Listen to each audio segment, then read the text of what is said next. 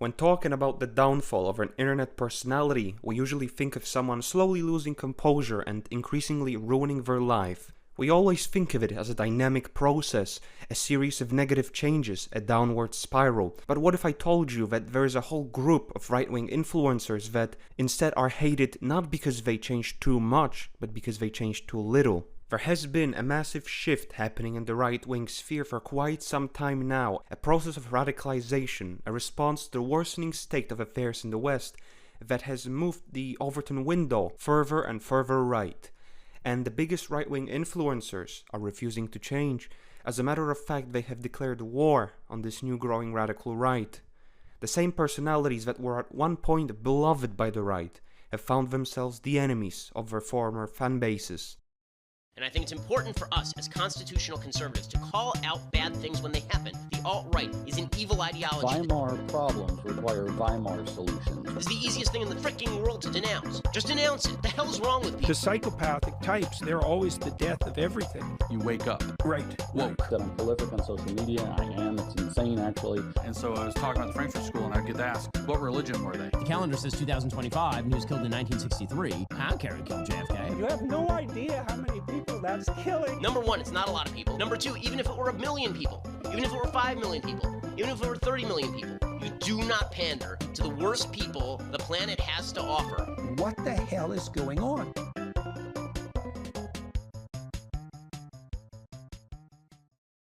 For the sake of making any sense, I'll refer to the old libertarian conservative right as the old right, and to the new radical right as the new right or Zoomer right, interchangeably. Don't worry, I'll explain the differences between the two in a moment. The first draw from the pool of right-wing rejects is Jordan B. Peterson, the deadbeat of the team. Everyone knows Peterson ever since the incident in 2016 when he stood up against the Canadian government and academia for forcing people to use made-up gender pronouns under the threat of prosecution.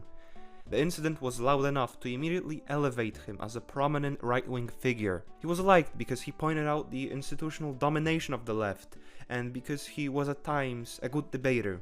Keyword, at times. So Peterson fit right in and became a household name in the right-wing sphere, with his self-help books being unanimously liked and resonating with young men so much that he became almost like a fatherly figure to them.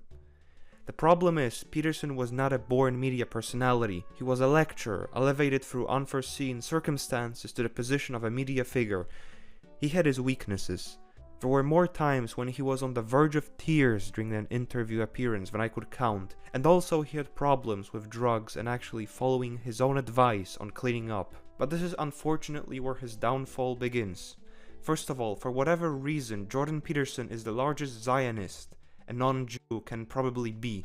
Case in point, the legendary tweet at Netanyahu to give him hell. That brings up many questions about why someone so dedicated to serving a foreign interest should be a meaningful influence on the right, but that's just the tip of the iceberg. The thing about Peterson is that he was not a conservative, he was a classical liberal. He championed Enlightenment values of free speech, individualism, free markets, but that was normal 10 years ago in the conservative side of the right, and so he became a household figure in the movement. You see, the old right was a dysfunctional marriage of libertarian economic principles and conservative social values. It was a weird mishmash of NAP worshipping libertarians that want to be left the hell alone and don't have a problem with any sort of degeneracy as long as it's done between two consenting adults and is a victimless crime, mixed in with classic religious conservatives. It was a movement that completely lacked cohesion, and worst of all, this movement was absolutely hopeless against the onslaught of the left. Not only of the left,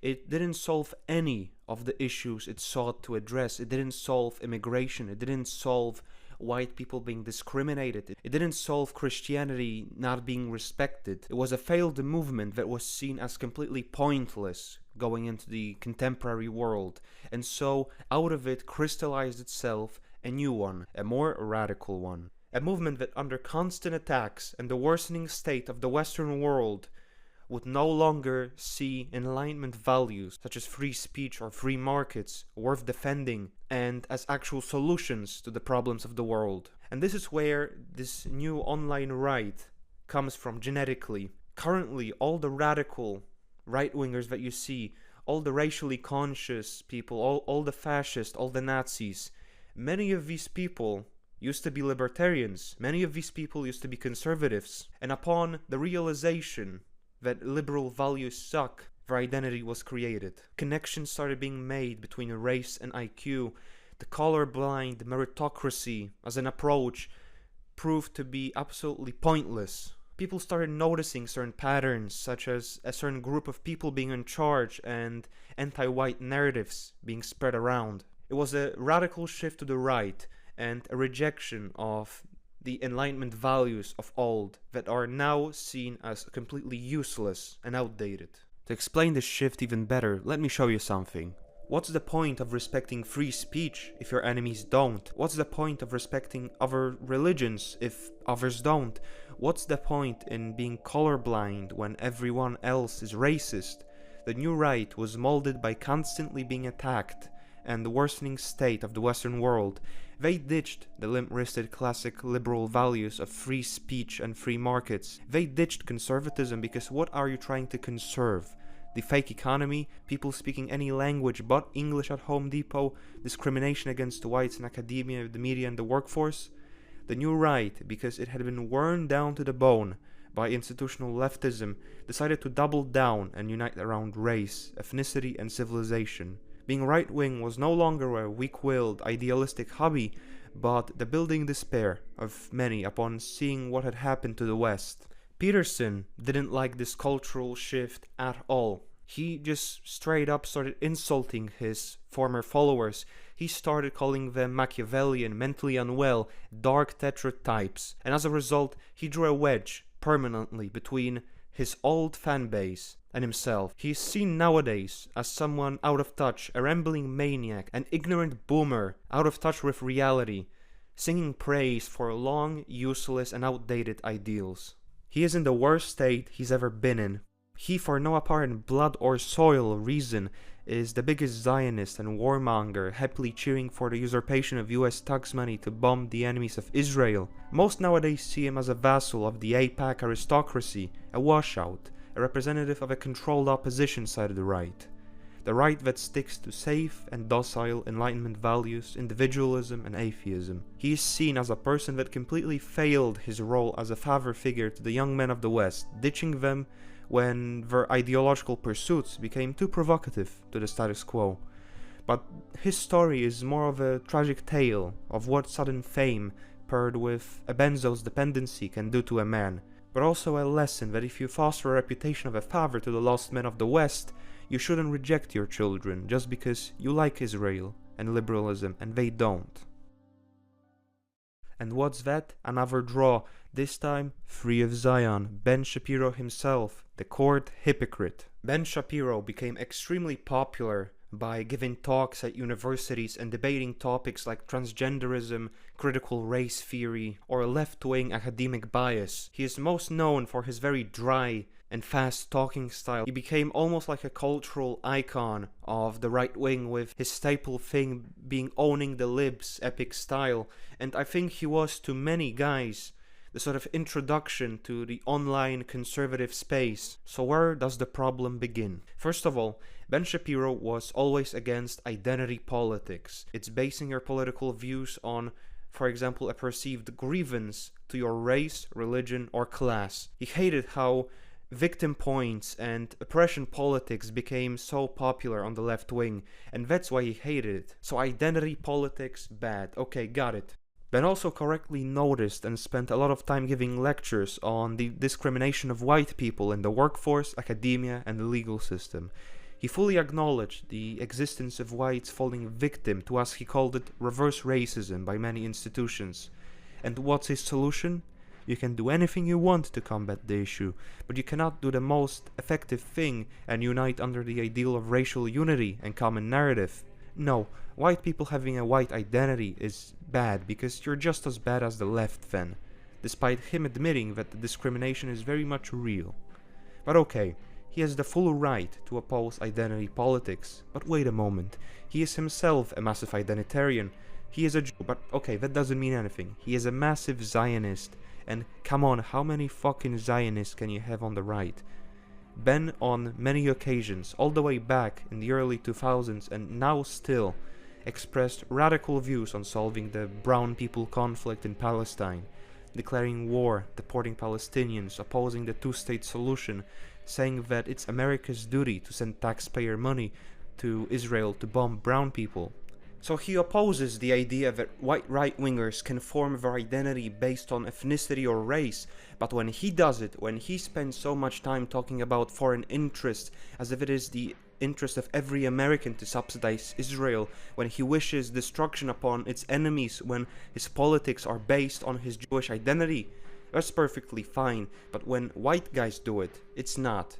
Identity for me, but not for thee. Shapiro is also known for trying to conflate Christian values with Jewish values with the so-called Judeo-Christian approach, saying that every Christian should be a brother to a Jew. He is disliked for his hypocrisy, for his subversive nature, and the fact that he's serving a very dubious cause. Why does someone that serves a foreign cause first should be a paragon of domestic right wing? And also the idea of a Jew gatekeeping what it means to be right-wing and Christian is pretty hilarious. Reality really often is more anti-Semitic than the most racist of caricatures. And I'm not saying this in a hateful way, but a purely analytical one. Why should Zionists be in charge of a predominantly white Christian movement? More and more people on the right are starting to realize that the old right, you know, Shapiro, Peterson, Charlie Kirk, Tim Pool, etc., exist only because the political establishment wants them to exist. They posture as oppressed, but in reality it is in the interest of the establishment for them to exist. The reason why the establishment likes old-school conservatives is because if you had to make a choice between making the decisive political right-wing voice a radical Zoomer right which hates your guts, or a docile liberal, you'd of course choose the mild liberal conservatives, because they're of little threat to the status quo, and because they distract the general public away from the real issues, and that's how they cause damage to civilization. And finally, the last draw, the newcomer to the old warring right, James Lindsay, the clown. Welcome to the game of Controlled Operative, or Retard, a game where you choose if someone is paid to say the things they do, or somehow comes up with their opinions on their own. Today's subject is James Lindsay, technically not a conservative, but still one of the greatest enemies of the new right.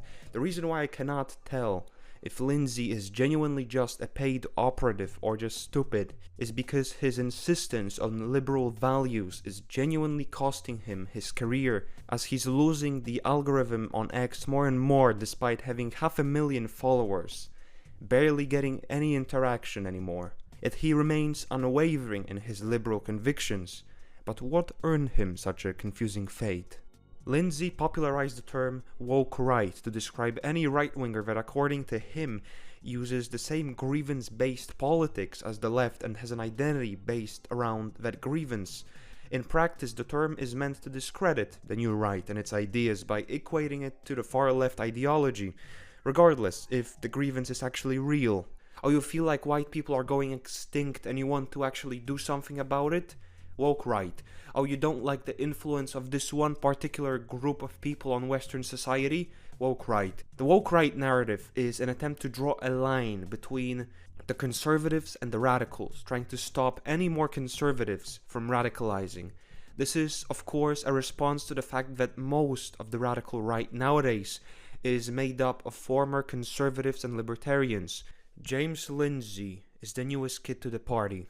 Nowadays he's spending probably as much time fighting the new Zoomer right-wingers as he does fighting leftists. The reason why he's seen as such a clown by everyone is because he doesn't have a reason to be consistent and a reason to stick to these outdated political beliefs. Shapiro is a Jew, and so he doesn't want white people to develop a racial instinct because he knows and he knows it very well, that the next step from it is anti-Semitism. So no surprise that he counters this new growing radical movement. Peterson has